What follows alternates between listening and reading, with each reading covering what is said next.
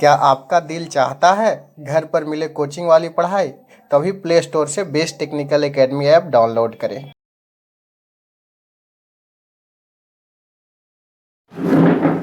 Dear student, best technical academy के online portal में आपका स्वागत है। आज हम लोग बहुत ही इम्पोर्टेंट टॉपिक को पढ़ने जा रहे हैं, जिसका नाम है नेटवर्क का एक टॉपिक है रेजोनेंस। ये जो टॉपिक है बहुत ही इम्पोर्टेंट टॉपिक है। कोई भी कम्पिटिटिव एग्जाम्स में या सेमेस्टर एग्जाम्स में इससे क्वेश्चंस पूछता है। कोई भी कॉम्पिटिशन्स का एग्जाम दे रहे हो, जेई लेवल का या फिर एनी अदर बीटेक लेवल का कोई भी एग्जाम दे रहे हो तो इस टॉपिक से क्वेश्चन पूछता ही है। हर हाल में बहुत ही इंपॉर्टेंट टॉपिक है, तो इसको आपको ध्यानपूर्वक पढ़ना है सेमेस्टर के लिए। तो अगर इसमें बात किया जाए तो इस लॉन्ग क्वेश्चन इससे क्वेश्चन आपको बनता है।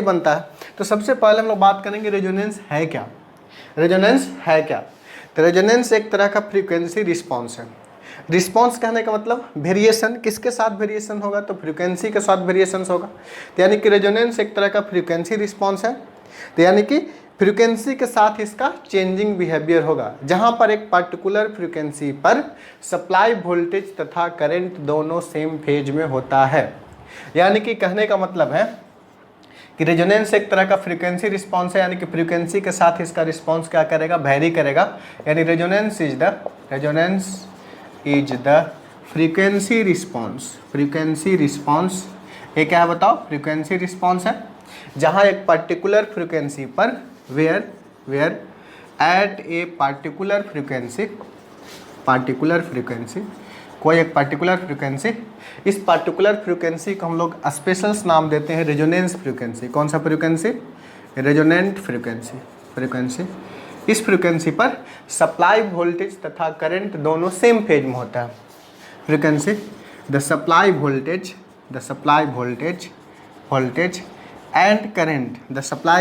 And current are in same phase. दोनों क्या होगा? एक ही फेज में होगा। एक ही फेज कहने का मतलब ध्यान से समझिएगा, यानी कि इधर अगर वोल्टेज है तो करंट भी क्या होगा? इसी डायरेक्शंस में होगा। यानी कि वोल्टेज और करंट के बीच एंगल कितना डिग्री होगा? 0 डिग्री का। तो आप एक नाम सुने होंगे, पावर फैक्टर का नाम सुने होंगे। तो पावर फैक्टर हम लोग बात करते हैं, पावर फैक्टर का बात करेंगे। तो पावर फैक्टर जो होता है cosine of angle between the voltage and current. तो वोल्टेज एंड करंट के बीच एंगल, अगर एंगल 0 डिग्री होगा तो 1 होगा। यानी कि बोल सकते हैं कि जब भी सर्किट में रेजोनेंस आएगा तो उस दौरान उसका पावर फैक्टर जो होगा से कितना के बराबर होगा? बताइए, 1 के बराबर होगा। 1 पावर फैक्टर को हम लोग बोलते हैं यूनिटी पावर फैक्टर। यस या नो? समझ रहे हैं बात को? बहुत हम बेसिक से चल रहे हैं। यानी कि रेजोनेंस एक फ्रीक्वेंसी रिस्पॉन्स है, जहां एक पर्टिकुलर फ्रीक्वेंसी, उस पर्टिकुलर फ्रीक्वेंसी को बोल रहे हैं रेजोनेंस फ्रीक्वेंसी। सप्लाई वोल्टेज और करंट दोनों एक ही डायरेक्शंस में होता है, एक ही फेज में होता है। और एक ही फेज में होगा तो पावर फैक्टर क्या होगा? यूनिटी होगा। यानी कि that is at resonance the power factor of circuit is unity. अब बताओ, यूनिटी होने का मतलब क्या है? रजिस्टर जैसा बिहेव करेगा, यानी कि इसका बिहेवियर कैसा होगा? बताइए। Resistor that is circuit behaves as resistive. कैसा बिहेवियर इसका होगा? रेजिस्टिव। और ये तभी पॉसिबल है जब दो सिमिलर बट अपोजिट नेचर का एलिमेंट मौजूद होगा। रेजोनेंस का पॉसिबल है दो similar but opposite nature. Similar कहने का मतलब एनर्जी स्टोरेज एलिमेंट कम से कम होना चाहिए 2। कौन सा? एक इंडक्टर और कैपेसिटर। सिमिलर क्यों बोल रहे हैं? कि इंडक्टर कैपेसिटर दोनों एनर्जी स्टोरेज एलिमेंट है। अपोजिट क्यों बोल रहे हैं? क्योंकि एक लैगिंग नेचर का होता है तो एक लीडिंग नेचर का होता है। यानी कि इसके बाद हम लोग बात कर रहे हैं कि रेजोनेंस होने के लिए 2 similar but opposite nature element होना जरूरी है। For resonance, two similar but opposite nature element must be present in the circuit. Two similar L and C होगा। और L and C बढ़िया है या बढ़िया नहीं है, तो इसके लिए हम लोग इसको पता करने के लिए हम लोग क्वालिटी फैक्टर का इस्तेमाल करते हैं। टू ऑब्जर्व गुड रेजोनेंस अच्छा रेजोनेंस होने के लिए, to observe good resonance we need good quality good quality inductor and capacitor which is measure in terms of quality factor, जो कि किसके टर्म्स मेजर क्या आता है, क्वालिटी फैक्टर। अभी हम जस्ट बताएंगे क्वालिटी फैक्टर क्या होता है। विच इज मेजर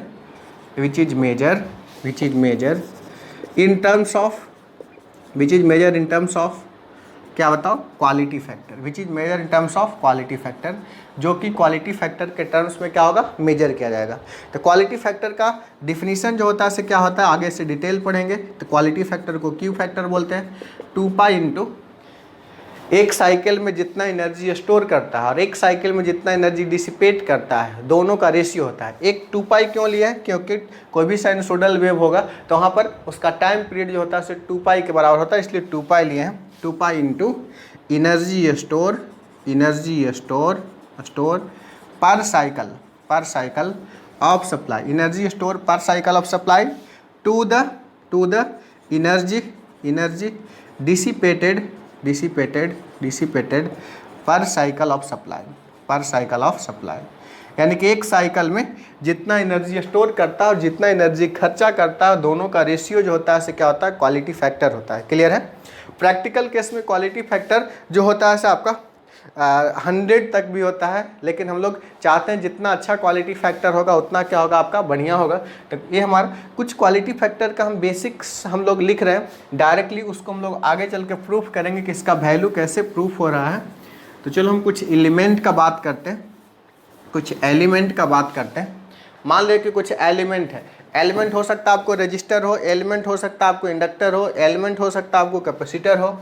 कुछ एलिमेंट हम लोग बात कर रहे हैं, इसका क्यू फैक्टर बात करें। क्यू फैक्टर बोलो तो क्वालिटी फैक्टर। मान लीजिए कि फॉर एग्जांपल रजिस्टर है, तो इसका क्यू फैक्टर जो होता है से क्या होता है बताइए, इसका क्वालिटी फैक्टर आपका जीरो होता है। क्यों? क्योंकि हम बताएं 2 pi into energy store, register में कुछ एनर्जी स्टोर होता है क्या, नहीं, केवल खर्चा होता है। तो 0 बाई एनी नंबर क्या होता है बताओ, 0, फिर उसको 0 से गुना करेंगे तो 0, यानी कि रजिस्टर का क्वालिटी फैक्टर कितना होगा, 0। यही अगर प्योर इंडक्टर होगा तो इसका क्वालिटी फैक्टर इन्फानाइट होगा, क्योंकि इंडक्टर एनर्जी स्टोर करता है बट खर्चा आइडियल केस में क्या करता है, 0, यानी एनी नंबर बाई 0 क्या होगा, अनंत होगा।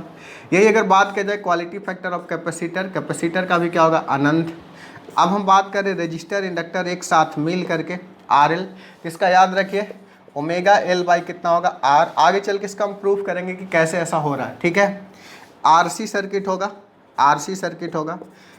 सर्किट होगा तो इसका होता है 1 बाई ओमेगा RC। एक होता है RLC, तीनों मिक्स कर देंगे एक साथ RLC, तो इसका क्वालिटी फैक्टर होता है 1 by R root under L by C। बात समझ में आ रहा है। इस तरीके से हम बात कर रहे हैं और एलिमेंट का बात कर रहे हैं, क्वालिटी फैक्टर का बात कर रहे हैं, की फैक्टर। जैसे कि फॉर एग्जांपल देखो यहाँ RL एक साथ सीरीज में, RL एक साथ पैरेलल में भी हो सकता है, रजिस्टर इंडक्टर आपका पैरेलल में भी हो सकता है RL। अगर एक साथ RL आपका पैरेलल में होगा तो ध्यान दीजिए, ये अगर मेगा L बाई R है, इसको अगर हम बात करेंगे तो क्या होगा, R बाई ओमेगा L होगा। यस या नो। अगर इसी तरीके से RC बात करें, जस्ट इसका उलट हो गया, पैरेलल किए थे ये मेगा L बाई R था, तब क्या हो गया, R बाई ओमेगा L। जैसे हम लोग पैरेलल केस का बात करेंगे तो क्या होगा, रेसिप्रोकल हो जाएगा। पहले मेगा L बाई R है, अब कितना हो जाएगा बताओ, R बाई ओमेगा L। इसी तरीके से हम RC अगर पैरेलल में हो जाए आपको, R और C रजिस्टर और कैपेसिटर आपका पैरेलल में, तो इसका क्वालिटी हो जाएगा ओमेगा RC। यस या नो। अगर ये तीनों आपस में पैरेलल हो जाए तो ये भी रेसिप्रोकल हो जाएगा। R है, L है और क्या बताइए, C है, RLC। इसका अगर हम क्यू फैक्टर का बात करेंगे, देखो इसको रिवर्स करते हैं, 1 बाई R का रिवर्स क्या होगा, R A root under L by C है, तो कितना हो जाएगा बताओ, C बाई L हो जाएगा। तो इसको क्वालिटी फैक्टर हम लोग बात करेंगे। तो रेजोनेंस है, एलिमेंट है, क्वालिटी फैक्टर है, एलिमेंट है, क्वालिटी फैक्टर है। ये सब बात को ऑब्जेक्टिव क्वेश्चंस के लिए आपको याद रखना है, बहुत ही इंपॉर्टेंट है। ऐसे क्वालिटी फैक्टर को स्पेशली हम एक टॉपिक के रूप में पढ़ेंगे, वहाँ पर डिटेल हम लोग इसको चर्चा करेंगे, डिटेल हम लोग इसको एक्सप्लेन करेंगे, तब जाकर के आपको बात बिल्कुल के बिल्कुल क्लियर होगा। क्लियर है। यहाँ तक आप इसको नोट कीजिए, जस्ट हम इसको मिटा रहे हैं, नोट कर लिए। चलो पॉज करके नोट कर लो। चलो अब हम बात करेंगे रेजोनेंस, जो बेसिकली 2 प्रकार के हैं।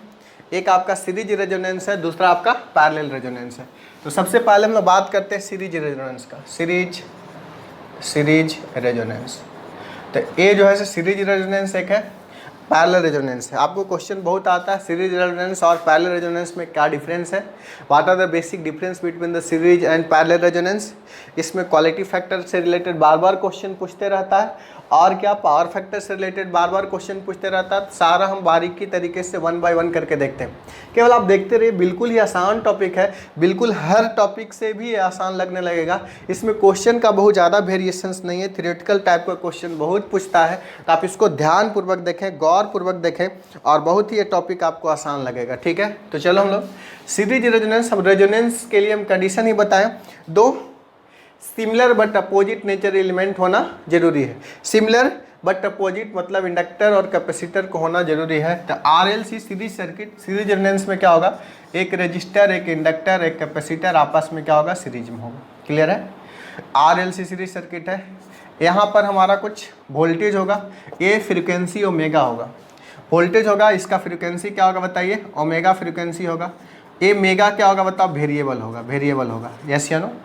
ए रेजिस्टेंस R होगा, इसका रिएक्टेंस XL मान लिया, इसका XC मान लिया। XL इक्वल टू होगा J omega L, XC equal to होगा 1 बाई J ओमेगा C, ऐसा होगा। इस टाइप से हम लोग बात करेंगे।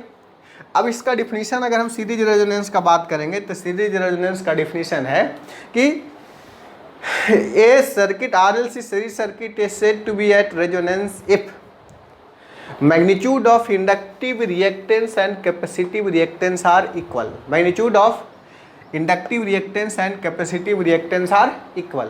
अगर इक्वल होगा, और दोनों उल्टा नेचर का है, एक क्या है लीडिंग है तो दूसरा क्या बताइए लैगिंग है। अगर दोनों उल्टा नेचर का है तो अगर इंडक्टिव और दोनों इक्वल होगा, दोनों उल्टा नेचर का है तो एक दूसरे को कैंसिल होगा।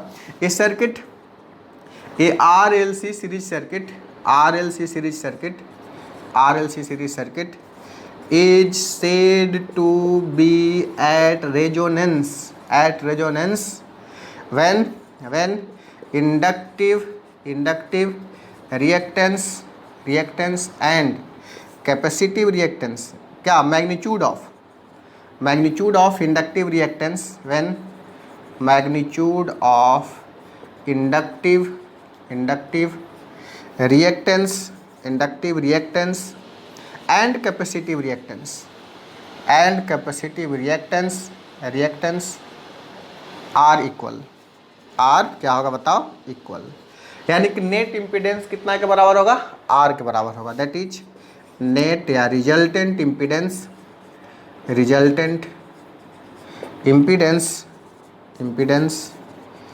Is pure resistive. कैसा नेचर का होगा बताओ, प्योर रेजिस्टिव। यहाँ देखो इम्पीडेंस का बात कर रहे हैं, अगर हम इम्पीडेंस का बात करेंगे तो इम्पीडेंस Z इक्वल टू बताओ R प्लस, इसका यूनिट भी ओम है, इसका यूनिट भी ओम है। अब हमारा सीरीज में क्या होता है बताओ, रेजिस्टेंस जुड़ जाता है तो R प्लस कितना होगा J ओमेगा L प्लस कितना होगा 1 बाई कितना J ओमेगा C, यस या नो। अब यहाँ से ध्यान दो, Z इक्वल टू लिख सकते हैं R प्लस, इसको लिख सकते हैं J कॉमन ले लिए तो 1 बाई ओमेगा C माइनस कितना, और यहाँ पर देखो J कॉमन लेंगे तो इसको देखो पहले एक स्टेप आओ, लिखते हैं J omega L plus 1 by J omega C into J लिख दिए। अब देखो नीचे में J स्क्वायर होगा, कम्प्लेक्स नंबर I स्क्वायर का वैल्यू कितना होता है -1, तो ये वाला हो जाएगा माइनस इतना हो जाएगा, तो Z इक्वल टू लिख सकते हैं R plus J of omega L minus कितना 1 बाई ओमेगा C। यही जो है आपका R plus J of XL है, ये वाली क्या है बताओ, XC है। ध्यान देना बात को। ये जो है हम लोग अगर ये दोनों बराबर होगा उसमें Z बराबर क्या होगा, R purely resistive in nature होगा। तो रेजोनेंस होने का कंडीशन ये है कि XL तथा XC को क्या होना पड़ेगा, बराबर होना पड़ेगा। प्योर रेजिस्टिव है, XL और XC को बराबर होना पड़ेगा। ऐसा क्यों होता है, क्योंकि जब सर्किट प्योर रेजिस्टिव होगा, जब प्योर सर्किट रेजिस्टिव होगा तो वोल्टेज तथा करंट दोनों क्या होगा, सेम फेज में होगा। यानी कि व्हेन या फिर ऐसे भी हम लोग एक पहले भी डिफिनीशन बात कर चुके हैं कि सप्लाई वोल्टेज तथा करंट दोनों क्या होता है, सेम फेज में होता है रेजिस्टिव होने के कारण। यानी कि बोल सकते हैं when circuit is pure resistive then supply voltage and current are in same phase. कैसा होगा बताओ? सेम फेज में होगा, जो बेसिक डिफिनीशन में भी हम बात कर दिए। तो सेम फेज इतना तक आप नोट कीजिए जल्दी से। चलो, अगर हमारा सेम फेज में होगा, सेम फेज में होगा, इसका ये मतलब हुआ कि पावर फैक्टर कितना होगा सर्किट का? 1 होगा, क्योंकि वोल्टेज और करंट दोनों एक ही फेज में है। इसका ये मतलब हुआ that is power factor in series resonance is equal to क्या होगा बताओ? यूनिटी पावर फैक्टर होगा। यूनिटी कहने का मतलब क्या होगा? 1 होगा, क्योंकि cos फाई cos 0 कितना होता है? 1 होता है, यानी कि पावर फैक्टर 1 है। पावर फैक्टर का एक और डिफिनीशन आप लोग जान रहे हैं, पावर फैक्टर। तो पावर फैक्टर का एक और डिफिनीशन जानते होंगे, R/Z। अब ए 1 कब पॉसिबल है? जब ए एक्सएल माइनस एक्सी क्या होगा? 0। यानी कि हमारा बताइए कि power factor is possible only when Z बराबर क्या होगा? आर। जेड बराबर क्या होगा? आर। तो जेड बराबर आर पॉसिबल होगा, तभी ऐसा पॉसिबल होगा। जेड बराबर क्या होना चाहिए? आर। जेड बराबर आर पॉसिबल कब है? जब एक्सएल माइनस एक्सी क्या होगा? 0। इसका ए मीनिंग हुआ, यहाँ तक नोट कर लीजिए इधर से। तो यहाँ तक नोट करने के बाद हम लोग बात कर रहे हैं तो कब पॉसिबल है? जेड बराबर आर कब पॉसिबल है? जेड बराबर आर इज पॉसिबल व्हेन क्या होगा बताओ? एक्सएल माइनस एक्सी को क्या होना पड़ेगा? 0। इमेजिनरी पार्ट क्या होना पड़ेगा? 0। अगर ये 0 होगा तो यहाँ से बताओ कि एक्सएल बराबर क्या लिखेंगे? एक्सी। एक्सएल को हम लोग क्या लिखे थे? Omega L. एक्सी को क्या लिखे? 1/ओमेगा-c। यहाँ से बताओ मेगा स्क्वायर एल सी का मान कितना? 1। तो मेगा स्क्वायर बराबर कितना? 1/LC। ओमेगा बराबर कितना हो जाएगा बताओ? 1/√अंडर कितना? LC। ओमेगा को हम लोग लिख सकते हैं कितना? 2πf लिख सकते हैं। मेगा को हम लोग लिख सकते हैं कितना? 2πf। ओमेगा को हम लोग लिख सकते हैं 2πf। ध्यान दो, मेगा इज 2πf। ओमेगा को लिख सकते हैं 2πf। 2πf बराबर 1/√अंडर कितना? LC। f को लिख सकते हैं 1/2π√अंडर कितना? LC। ये जो फ्रीक्वेंसी आया, इस फ्रीक्वेंसी को this is called as the resonant frequency. इस फ्रीक्वेंसी को क्या बोलते हैं? Resonant frequency. इसी फ्रीक्वेंसी पर सप्लाई वोल्टेज तथा करंट दोनों क्या होगा बताइए? सेम फेज में होगा। और इसके अलावा और दूसरा कोई भी फ्रीक्वेंसी होगा तो वहाँ पर सप्लाई वोल्टेज तथा करंट दोनों सेम फेज में नहीं होगा। तो सप्लाई वोल्टेज तथा करंट सेम फेज में होने के लिए, सप्लाई वोल्टेज तथा करंट दोनों को सेम फेज में होने के लिए इस पार्टिकुलर फ्रीक्वेंसी का होना जरूरी है। सब फ्रीक्वेंसी पर बराबर नहीं होगा। इस पार्टिकुलर फ्रीक्वेंसी पर सप्लाई वोल्टेज तथा करंट दोनों बराबर होगा, सेम फेज में होगा। इसका ये मतलब हुआ कि पावर फैक्टर सर्किट क्या होगा? यूनिटी होगा। एक ऐसे डेरिवेशन प्राप्त किए हैं जब पावर फैक्टर क्या है? 1 के बराबर है। यहाँ तक बात समझ में आया? अब चलो इसके बाद हम आगे का बात करते हैं। बहुत ही इंपॉर्टेंट बात है जो कि आपको देखना है। यहाँ तक हम लोग डेरिवेशन कर लिए। आपको एग्जाम्स में ऐसे ही पूछता है कि drive an expression for resonance frequency. तो एफ बराबर कितना लिखना है? 1/2π√LC। यहाँ तक ड्राइव कीजिएगा तब आपको फुल मार्क्स मिलेगा। और ऑब्जेक्टिव क्वेश्चंस कैसे पूछता है? बहुत सारा क्वेश्चंस इससे राइज होता है, बहुत सारा कंसेप्ट है। 1 by 1 करके हम लोग देख रहे हैं, आपको बस देखते जाना है। बहुत ही इंपॉर्टेंट टॉपिक है। तो चलो हम लोग RLC का ही बात कर रहे हैं। ऐसा है एक पार्टिकुलर फ्रीक्वेंसी। अच्छा बताओ, डीसी में रेजोनेंस होगा कि एसी में होगा? ऑलवेज क्या होगा? एसी में रेजोनेंस होगा। आर है, एक्सएल है, एक्सी है। क्लियर है? j⍵L है, कितना है? 1/j⍵c। ऐसा है। अब बताइए कि इसके क्रॉस का voltage for example total V है, इसके क्रॉस का वोल्टेज VR है, इसके क्रॉस का वोल्टेज VL है, इसके क्रॉस का वोल्टेज क्या है? VC है। Voltage across capacitor VC, voltage across inductor जो है से VL, वोल्टेज अक्रॉस रजिस्टर जो है से क्या है? VR। इसमें करंट क्या होगा? I होगा। अब हम लोग बात कर रहे हैं रेजोनेंस के दौरान करंट का बात कर रहे हैं कि करंट मिनिमम होगा कि मैक्सिमम होगा? जितना पहले पास कर रहा था उतना ही होगा। अगर हम बात करते हैं अब करंट एट रेजोनेंस का बात करते हैं। रेजोनेंस कंडीशन में करंट कितना होगा? I0 इक्वल टू देखो V/Z। और Z इक्वल टू क्या होता है बताओ? R होता है। Z इक्वल टू R है, यानी कि Z क्या बताओ? मिनिमम है। तो यहाँ पर अगर Z मिनिमम होगा तो करंट क्या होगा बताओ? मैक्सिमम होगा। As impedance is minimum, so current क्या होगा बताओ? मैक्सिमम होगा। यानी कि बात कर सकते हैं क्यों? क्योंकि Z मिनिमम बराबर क्या है बताओ? Z बराबर क्या है? R है, यानी कि Z क्या है बताओ? दैट इज Z जो है मिनिमम है। अगर Z मिनिमम है तो करंट ऑटोमेटिक क्या होगा? मैक्सिमम होगा। यानी कि बोल सकते हैं ड्यूरिंग द सीरीज रेजोनेंस, जब हमारा सीरीज रेजोनेंस सर्किट में हो रहा है, कब हो रहा है? पार्टिकुलर फ्रीक्वेंसी पर। वो फ्रीक्वेंसी का नाम क्या है? Resonance frequency. उसका वैल्यू कितना है? 1/2 pi root under LC, 1/2 pi root under LC। उस पार्टिकुलर फ्रीक्वेंसी पर जो उसमें क्या होगा, एक्सएल तथा एक्सी जीरो हो जाएगा, तो जेड का जो मान होगा, अभी हम लोग बात किए हैं j of root under XL minus XC है, ये वाली जीरो हो जाएगा, तो जेड बराबर क्या होगा? आर होगा। अगर जेड मिनिमम होगा तो करंट क्या होगा? मैक्सिमम होगा। यानी कि बोल सकते हैं that it at series resonance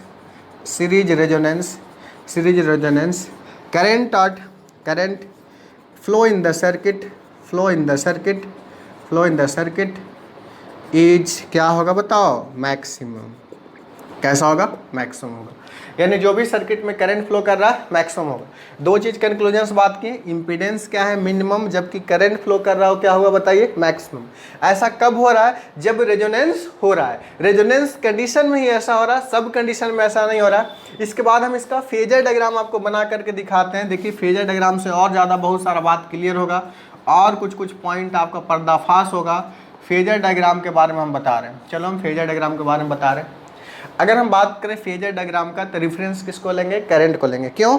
phasor diagram हम कहीं भी बनाते हैं तो रेफरेंस हम उसको लेते हैं जो चीज़ सेम हो। तो हमारा सीरीज सर्किट है, तो सीरीज में सेम क्या होता है बताइए? करंट या वोल्टेज? करंट। तो जो चीज़ आपका सेम होगा उसी का हम लोग क्या लेंगे? रेफरेंस लेंगे। तो इसको हम लोग क्या लेंगे बताइए? रेफरेंस ले लिए। तो current is the reference. Current क्या हो गया बताइए? रेफरेंस। जब आपका करंट आपका रेफरेंस हो गया, तब ध्यान दीजिए, अब टोटल वोल्टेज को लिखना है, तो हम VR को लिखते हैं, VL को लिखते हैं, VC को लिखते हैं। VR, VL, VC तीनों को जोड़ेंगे तो क्या होगा? V होगा। ये बेसिकली AC सर्किट में हम लोग वेक्टर सम वोल्टेज का बात करते हैं। वेक्टर सम अगर हम बात करेंगे तो उसी के आधार पर हम लोग बात करेंगे पूरा। अब देखो हमारा रजिस्टर के क्रॉस वोल्टेज बात करेंगे तो करंट के साथ क्या होगा? सेम फेज में होगा। इसको हम लोग क्या बोल रहे हैं? VR।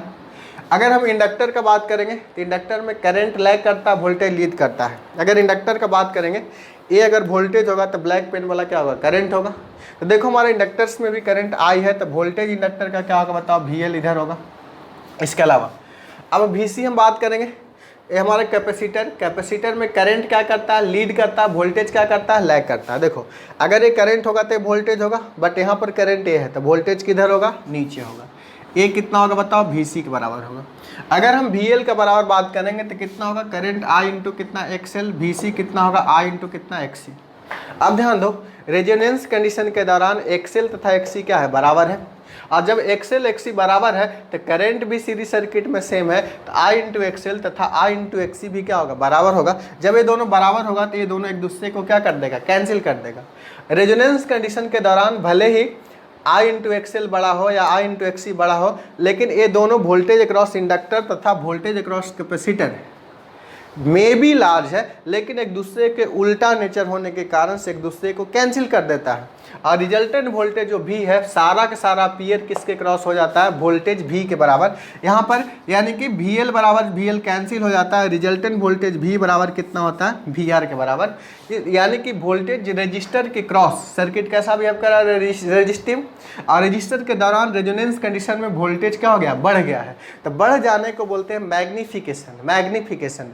यानी कि हम लोग सीरीज रेजोनेंस को हम लोग वोल्टेज एम्प्लीफिकेशन या वोल्टेज मैग्निफिकेशन सर्किट भी बोल सकते हैं। क्लियर? क्यों बोलते हैं वोल्टेज मैग्निफिकेशन? समझिए, क्योंकि वोल्टेज अक्रॉस इंडक्टर कैपेसिटर भले ही ज़्यादा हो, लेकिन एक लैगिंग एक लीडिंग होने के कारण एक दूसरे को कैंसिल आउट कर देता है और रिजल्टेंट वोल्टेज बचता है कितना? VR के बराबर, जो कि सारा वोल्टेज अपीयर हो जाता है रजिस्टर के क्रॉस। यानी पहले से जितना था उससे ज़्यादा वोल्टेज हो जाना के बोलते हैं मैग्नीफाई या एम्पलीफाई हो जाना। Since voltage across inductor and capacitor may be large but they are cancelled to each other से क्या होगा बताओ? कैंसिल हो जाएगा और रिजल्टेंट वोल्टेज किसके क्रॉस होगा? रजिस्टर के क्रॉस। एंड रिजल्टिंग वोल्टेज या इंटायर वोल्टेज लिख सकते हैं, सब के सब voltage and entire voltage is appear across register. So series resonance is also called as the voltage amplification circuit. So series resonance series resonance is also called as voltage amplification circuit. ये चीज़ को याद करना है, voltage amplification circuit. बात यहाँ तक बिल्कुल समझ में आ रहा है।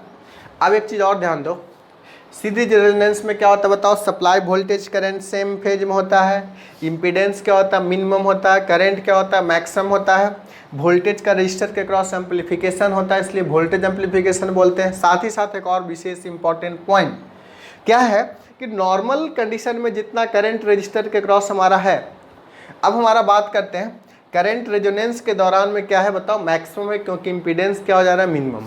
तो अब हमारा करंट मैक्सिमम हो जा रहा है, यानी कि नॉर्मल करंट से ज़्यादा करंट हो जाना, यानी कि कुछ करंट एडिशनल को एक्सेप्ट कर रहा है, इसलिए हम लोग series resonance is also called as acceptor circuit. Series resonance is also called as acceptor circuit, यानी कि क्यों ऐसा हम लोग बोलते हैं, ध्यान दो, क्योंकि since current during resonance is maximum, क्या होगा बताओ, maximum, so it is also called as acceptor circuit इसको बोलेंगे, क्योंकि करंट क्या होता है बताइए, नॉर्मल कंडीशन से क्या होगा बताइए, ज़्यादा होगा, नॉर्मल कंडीशन से ज़्यादा होने के कारण से इसको हम लोग क्या बोलते हैं बताइए, एक्सेप्टर सर्किट। तो यहाँ तक जल्दी से आप नोट कीजिए, आगे बढ़ते हैं हम।